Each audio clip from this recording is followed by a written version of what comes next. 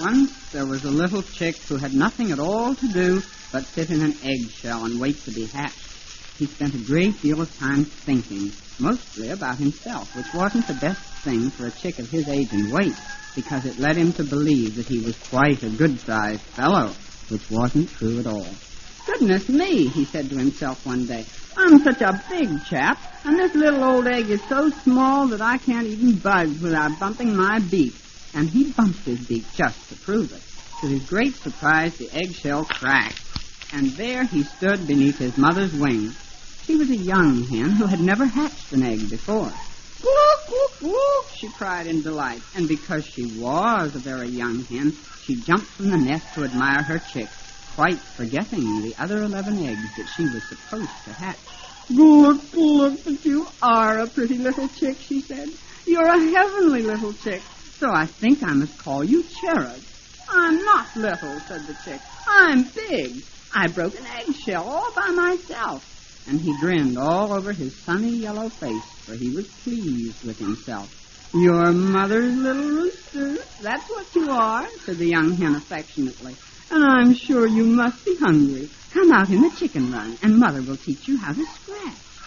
She hurried out into the bright sunshine, and Cherub hurried after her just as fast as his wobbly yellow legs would carry him. When they came to a group of grandmother hens, the young hen would stop and cluck merrily. "Gloop, gloop, gloop, gloop," she would say. "This is my son Cherub. Isn't he the handsomest chick you've ever seen?"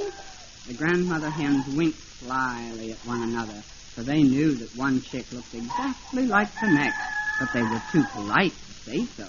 "Gloop, gloop, gloop," they all clucked at once, saying such charming things that Cherub felt very shy. When he tucked his wingtip into his beak and hid beneath his mother's tail feathers, they admired him all the more, and he liked that a lot. "Now then, if you will excuse us," said Cherub's mother, "we really must go over by the cherry tree where the earth is soft. Cherub must learn to scratch." "Mama, what is scratch?" asked Cherub as they strutted away. "Scratch, my pet," said the young hen, "is what you do when you work." "What is work, Mama?" "Well, my chick, work is what we must all do for a living. Now, don't ask me what a living is, for you will learn that soon enough. This work business is very simple. Watch Mother and see how it is done. First, you stand firmly on your left foot, like this. Then, with your right, you go scratch, like this. Do it over and over again until you scratch up a worm, and then eat him. Now, you try it." "I don't think I'll like it," said Cherub. "Oh, yes, you will," his mother said wisely. "When your little tummy is empty, you will like work well enough. Now, stand firmly on your left foot. That's right." Cherub tried. He stood firmly on his left foot, and with his right he scratched, but he didn't turn up a worm. "Gracious goodness," his mother cried. "I've quite forgotten my other 11 eggs. Cherub, you stay here and keep scratching while Mother goes back to her nest." And she scurried away. Left to himself, Cherub scratched a bit here and he scratched a bit there until the beads of perspiration ran down his beak and fell dripping to the ground. And still he found no worms. The morning sun was warm on his little yellow back, and a passing breeze paused long enough to run up the back of his neck. And this tickled Cherub delightfully, so he stopped working to enjoy it. Above him in the cherry tree, he noticed a little brown bird who was singing as though his heart were a fountain that gushed from his tiny throat. "I say," Cherub called to the brown bird, "that's very nice. How do you do it?" "Why, I just open my mouth and out it comes," the brown bird answered. "I sing for my living." Cherub couldn't quite believe that. It seemed much too easy. So he said, "You mean that you don't do any of this silly stand on your left foot and scratch with your right business?" "Not a bit of it. I sing near people's windows, and they put out bits of apple and lots of tasty crumbs for me." "How very nice," said Cherub enviously. "That's nothing," the brown bird went on. "There are some birds I know who sing in gold cages and have all their food brought to them in little porcelain cups. They are called canary birds, and they're very, very grand." Why don't you be a canary bird and sing in a gold cage? Asked Cherub. I dare say I could if I wanted to, said the brown bird. But it would be a frightful nuisance. I'd have to change my color. Canary birds are yellow, you know. Yellow? Said Cherub. Why, that's my color. Why can't I be a canary bird? Can you sing? Asked the brown bird. I broke an eggshell, the chick boasted, so I'm sure I could manage to sing. My mother was teaching me to stand on my left foot and scratch with my right. I didn't care for that, but I would like you to teach me to sing. Well, said the brown bird, if I teach you to sing, the best gold cage with the finest porcelain cups will be none too good for you, so you must pay me for my trouble. Will you promise to give me every single worm that you scratch up between now and the very last lesson? Oh, I will, cried Cherub, and he hurried home to tell his mother. All the chickens were very much impressed with Cherub and his singing lessons. They said he was truly wonderful to find something better than standing on his left foot and scratching with his right. They even helped him to scratch up worms for the brown bird, and Cherub felt very important when they all had to leave the hen house, even on rainy days, so that he might be alone to practice.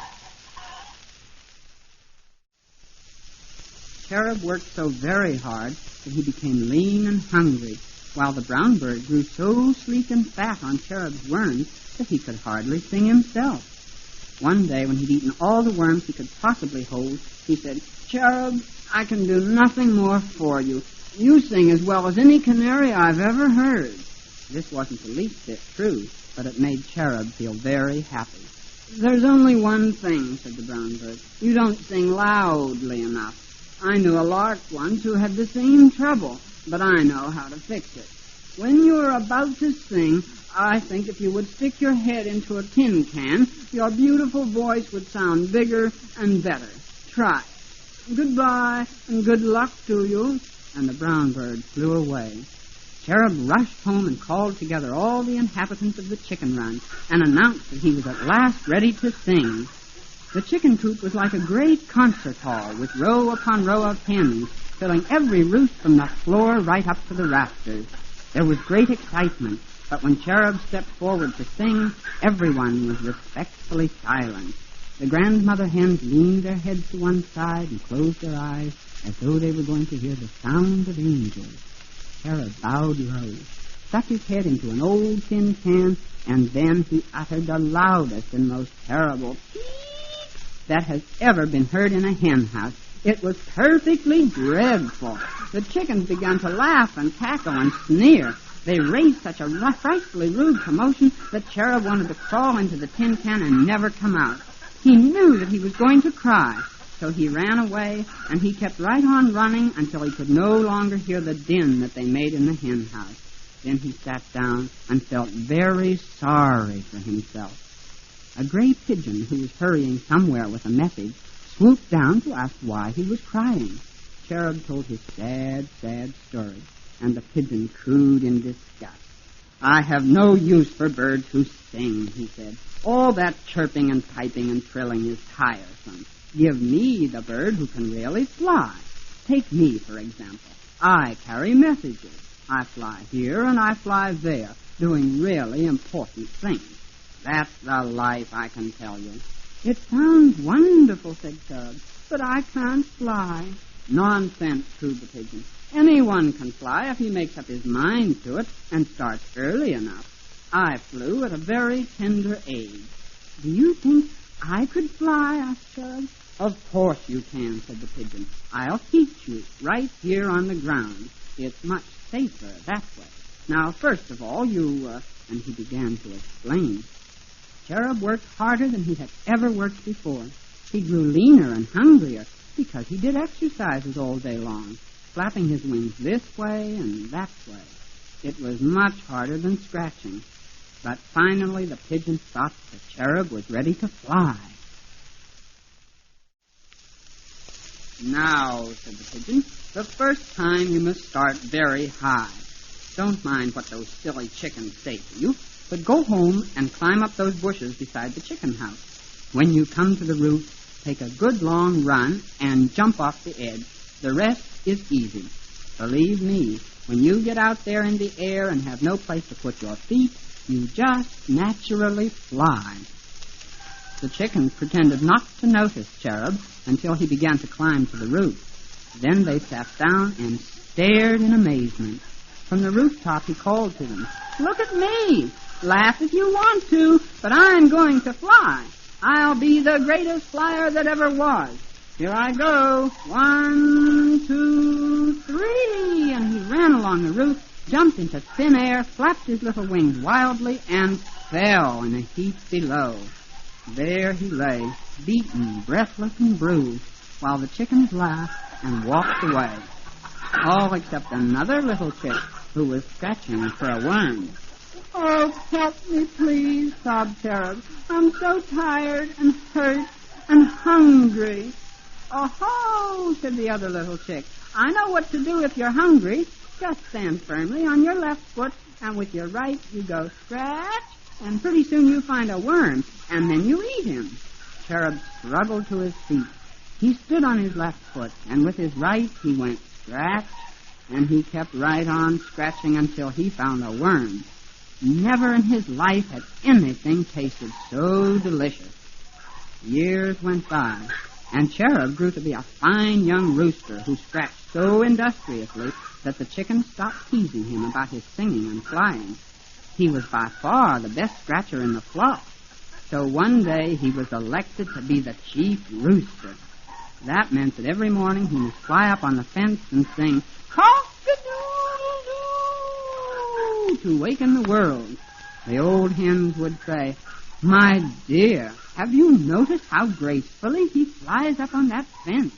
And the young hens would say, "Have you ever heard anything so beautiful as the way he sings his cock-a-doodle-doo?" And everyone said, "But of course, when he was young, he was ambitious. He studied singing and flying. No wonder that he's such an excellent chief rooster." Cherub heard them all, but paid no attention. He just winked at the rising sun and said, "You know how it is, old son. We live and we learn. We remember the pleasant things and forget all the rest, which is as it should be.